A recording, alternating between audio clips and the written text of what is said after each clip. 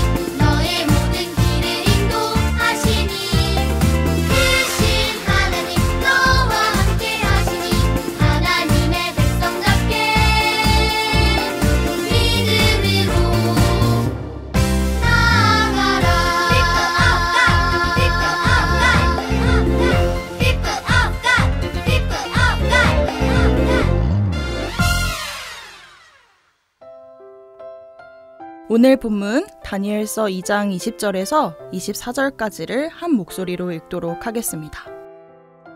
다니엘이 말하여 이르되 영원부터 영원까지 하나님의 이름을 찬송할 것은 지혜와 능력이 그에게 있음이로다. 그는 때와 계절을 바꾸시며 왕들을 패하시고 왕들을 세우시며 지혜자에게 지혜를 주시고 총명한 자에게 지식을 주시는도다. 그는 깊고 은밀한 일을 나타내시고 어두운 데에 있는 것을 아시며 또 빛이 그와 함께 있도다. 나의 조상들의 하나님이여, 주께서 이제 내게 지혜와 능력을 주시고 우리가 주께 구한 것을 내게 알게 하셨사오니 내가 주께 감사하고 주를 찬양하나이다. 곧 주께서 왕의 그 일을 내게 보이셨나이다 하니라. 이에 다니엘은 왕이 바벨론 지혜자들을 죽이라 명령한 아리옥에게로 가서 그에게 이같이 이르되 바벨론 지혜자들을 죽이지 말고 나를 왕의 앞으로 인도하라. 그리하면 내가 그 해석을 왕께 알려드리리라 하니. 아멘. 다 같이 큰 목소리로 설교 제목을 외쳐볼까요? 지혜를 구하는 삶. 한 번 더 외쳐볼까요? 지혜를 구하는 삶.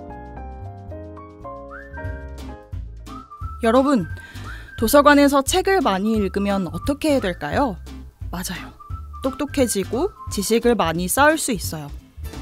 그래서 학교와 동네 곳곳에 도서관이 있어요. 그런데 지식을 많이 쌓고 똑똑해지는 것보다 더 중요한 것이 있어요.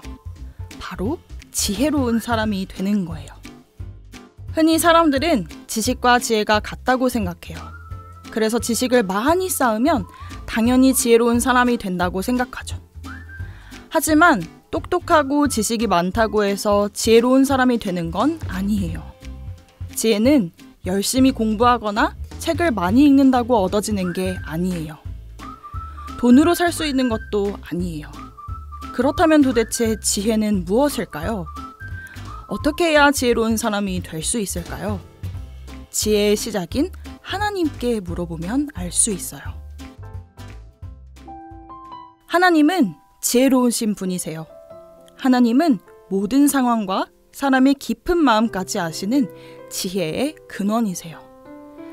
하나님은 당신의 지혜로 모든 세상을 창조하시고 다스리시는 분이세요. 이러한 지혜는 상황을 잘 이해하고 판단하는 능력이 되기도 해요. 그렇다면 하나님의 지혜로우심은 어떤 것일까요? 또 우리는 왜 하나님께 지혜를 구하며 살아야 할까요?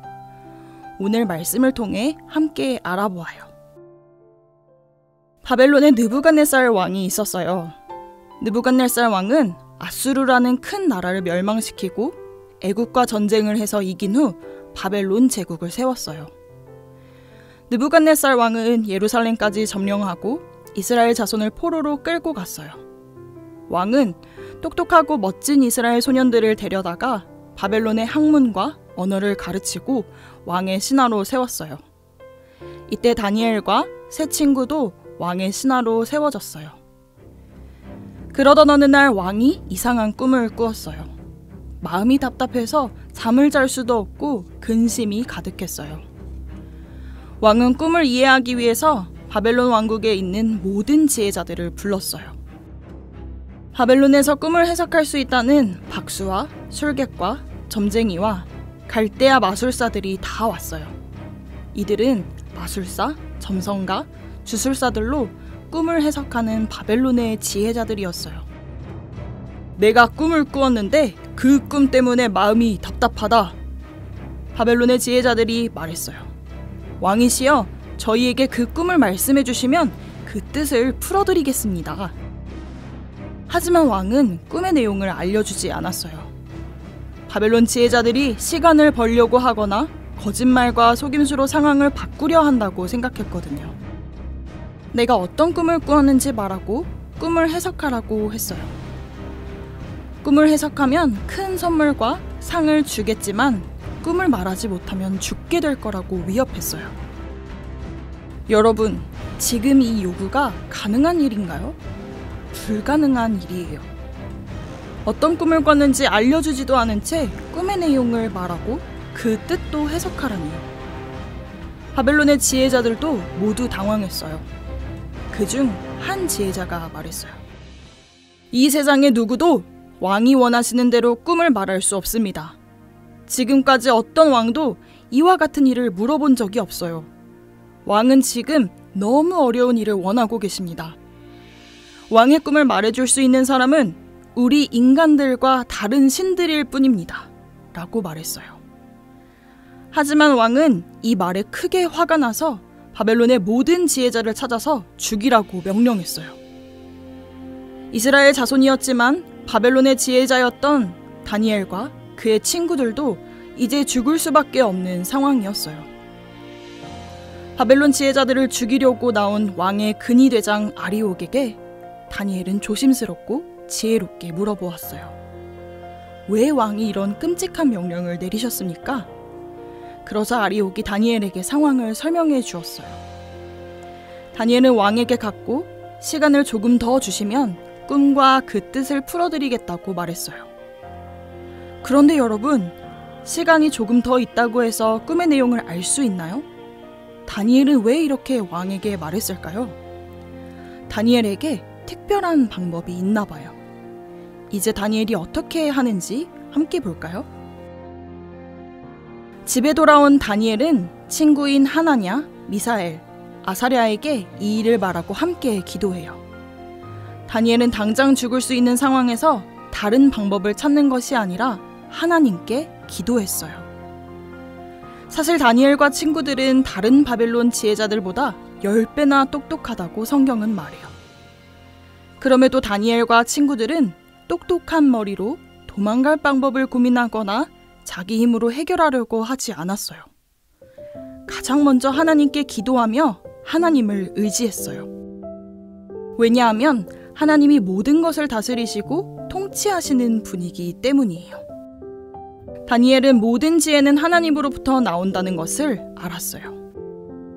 다니엘 2장 20절에서 22절 말씀을 함께 읽어볼게요.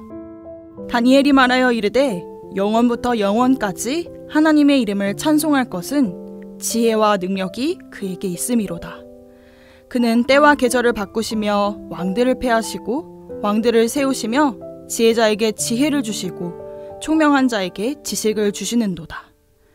그는 깊고 은밀한 일을 나타내시고 어두운 데에 있는 것을 아시며 또 빛이 그와 함께 있도다. 아멘. 다니엘이 하나님을 찬양하는 것처럼 지혜와 능력이 하나님께 있어요. 하나님은 지혜자에게 지혜를 주시는 분이세요. 하나님은 때와 계절을 바꾸세요. 왕들을 세우시고 지혜를 주시기도 하시고 깊은 은밀한 일을 나타내세요. 이런 내용은 하나님의 지혜를 표현하는 거예요. 하나님은 지혜와 능력으로 온 세상을 다스리세요. 그래서 다니엘은 하늘에 계신 하나님이 이 은밀한 일을 알려주시기를 간절히 기도했어요. 하나님은 다니엘의 기도를 들어주셨어요. 그날 밤 하나님은 다니엘에게 하나님만이 아시는 은밀한 일을 보여주셨어요. 다니엘은 하나님에게 지혜와 능력이 있음을 찬양하며 감사했어요. 이처럼 지혜는 하나님에게 있어요. 하나님은 모든 것을 아시고 그 어떤 것도 하나님께는 숨기지 못해요.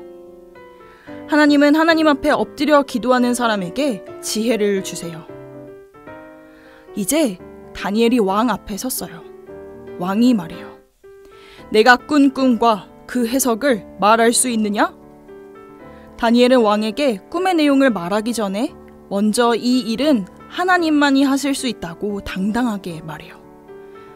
왕이 물어보신 그 비밀은 어떤 지혜자나 점성가나 마술사나 점쟁이도 왕에게 알려드릴 수 없습니다. 오직 하늘에 계신 하나님만이 유일하게 그 비밀을 알려주실 수 있는 분이십니다. 하나님은 느부갓네살 왕에게 장차 일어날 일을 보여주셨습니다. 그러고 나서 다니엘은 하나님이 주신 지혜로 느부갓네살 왕의 꿈을 말해요. 그리고 꿈의 의미도 해석해 주었어요. 그러자 왕은 너희 하나님은 참으로 모든 신들의 신이시오 모든 왕의 주제시로다. 내가 능히 이 은밀한 것을 나타내었으니 내 하나님은 또 은밀한 것을 나타내시는 이시로다 라고 고백하고 다니엘에게 절했어요. 그리고 귀한 선물도 듬뿍 주고 바벨론 온 지방을 다스리게 하고 모든 지혜자의 지도자로 세웠어요. 사랑하는 여러분, 다니엘은 어떻게 꿈을 알고 해석할 수 있었나요? 다니엘이 똑똑해서 할 수 있었나요? 아니요. 하나님이 주신 지혜로 해석할 수 있었어요. 하나님은 모든 상황과 사람의 마음까지 아시는 지혜로우신 분이세요. 다니엘은 하나님이 지혜의 근원이신 것을, 하나님이 지혜를 주시는 분임을 잘 알고 있었어요. 잠언 9장 10절 말씀을 보면 여호와를 경외하는 것이 지혜의 근본이요 거룩하신 자를 아는 것이 명철이니라 라고 말해요. 지혜는 책을 많이 읽고 노력한다고 해서 얻을 수 있는 것이 아니에요. 지혜는 하나님을 경외하며 하나님을 알아감을 통해 얻을 수 있어요. 여러분도 다니엘처럼 하나님의 지혜를 찬양하고 있나요? 찬양하는 것은 곡조가 있는 노래만을 의미하는 것이 아니에요. 지혜로우신 하나님을 내 입술로 고백하는 거예요. 하나님의 지혜를 찬양합니다. 하나님의 지혜를 통해 오늘도 살아가게 하심 감사합니다 라고 말이에요. 무엇보다 중요한 것은 우리는 지혜의 근원이신 하나님께 지혜를 구해야 해요. 다니엘은 어떻게 지혜롭게 꿈을 해석할 수 있었나요? 하나님께 기도했고 하나님의 지혜를 찬양함으로 하나님께서 지혜를 주셨기 때문이에요. 다니엘이 하나님을 경외하고 의지하는 마음으로 기도하자 하나님이 지혜를 선물로 주셨어요. 야고보서 1장 5절 말씀을 보면 너희 중에 누구든지 지혜가 부족하거든 모든 사람에게 후히 주시고 꾸짖지 아니하시는 하나님께 구하라. 그리하면 주시리라 라고 말해요. 우리에게는 지혜가 없어요. 그렇기에 하나님께 기도하며 지혜를 구해야 해요. 우리가 하나님께 지혜를 구할 때 하나님께서는 지혜를 후히 차고 넘치게 선물로 주실 거예요. 새로운 학기가 시작됐어요. 새로운 학기를 시작하면서 우리는 가장 먼저 지혜의 근원이신 하나님께 지혜를 구하며 나아가야 해요. 세상의 지식을 쌓기 전 지혜의 시작이신 하나님께 하늘의 지혜를 구하는 삶을 살길 소망해요. 하늘의 지혜를 구하는 우리에게 지혜를 넉넉하게 주시고 꾸짖지 아니하시는 하나님의 은혜가 모든 제2교회 가족분들의 삶이 되길 소망합니다. 제2가족 여러분, 이제 들은 말씀을 통해 함께 나누는 시간입니다. 지혜의 근원이신 하나님께 지혜를 구하는 삶을 살았는지를 돌아보며 나는 평소 어디에서 지혜를 얻는지 돌아보고 그 일을 나눠보세요. 우리는 하나님께 지혜를 구해야 해요. 이번 한 주간 나는 하나님께 어떤 기도 제목으로 지혜를 구할지 나눠주세요.